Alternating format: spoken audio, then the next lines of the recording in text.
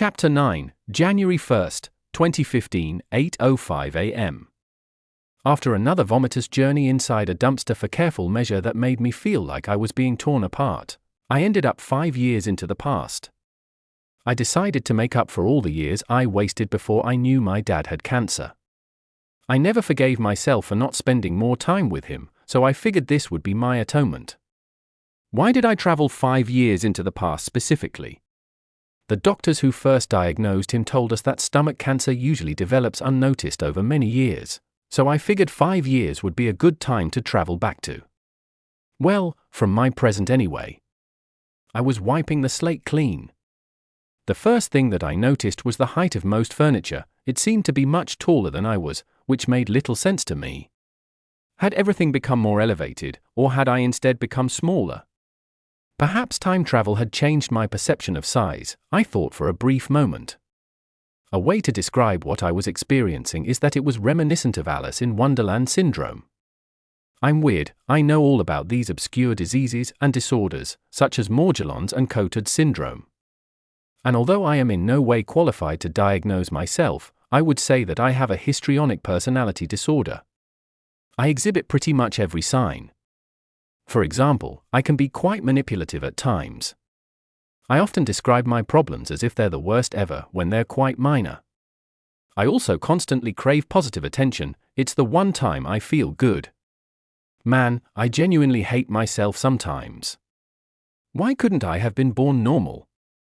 Instead, my DNA had to give me all the worst traits. Narcissism, greed, apathy, I've got it all. I took a step forward and felt that walking had suddenly become alien. It was as if I was suddenly in a new body that I did not belong to.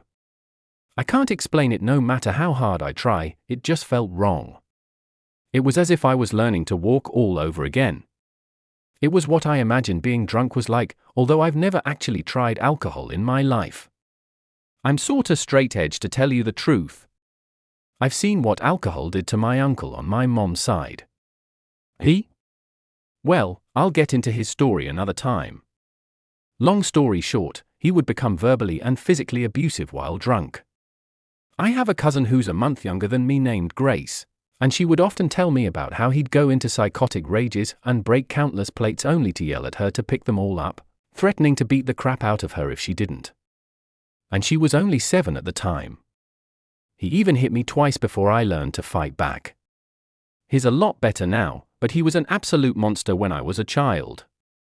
If he ever touches my cousin again, I swear I'll kill him. I don't mind doing 25 years for her. I never saw her as my cousin, I always saw her as the sister I never had. I was supposed to have one named Victoria, but my mom had a miscarriage, and so she was never born. I still remember hearing her cry for hours in her room.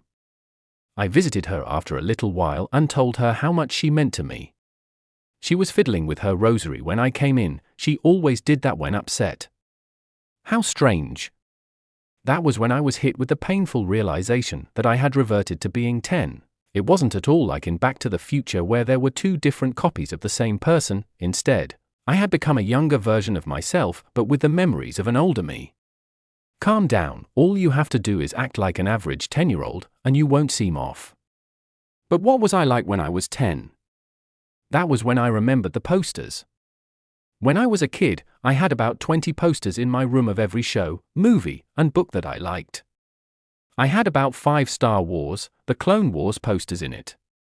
They meant so much to me that I refused to let my mom paint over my walls. The only posters I have in my room now are of Cowboy Bebop and Samurai Champloo, 2 of my favorite animes of all time. The first poster is of Spike Spiegel saying, "Whatever happens, happens," and the second is of Mugen crouching. Call me a weeb, but I can play the saxophone part to Space Lion from the former series. That piece gives me shivers every time. I even cry listening to it sometimes because it reminds me of my dad and all of our beautiful memories. My dad gave me so much, yet I never appreciated him until he died. Isn't that how it usually is? People will probably talk a bunch of horse crap about how great of a person I was after I die. Yeah, great, I'm about as great as a kidney stone. I took one step upstairs before I heard the worst creak of my life. We arguably had the creakiest stairs in existence until my parents replaced them when I was 13. Trying to climb up them right now would have been disastrous. My parents hate being woken up, especially my mother.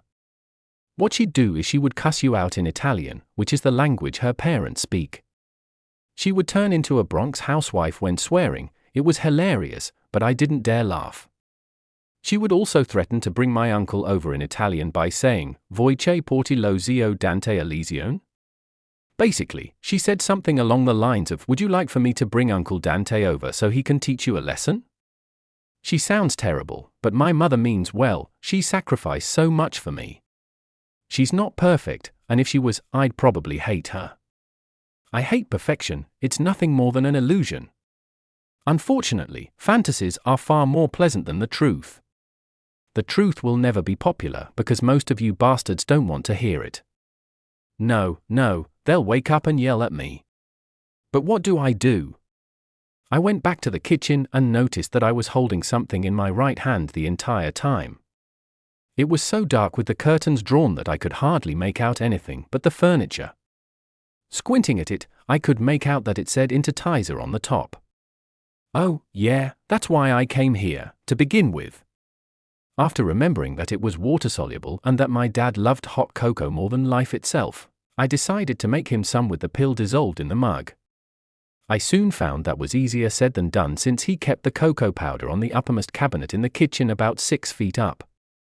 He probably kept it up there so nobody else could reach it, to be honest with you.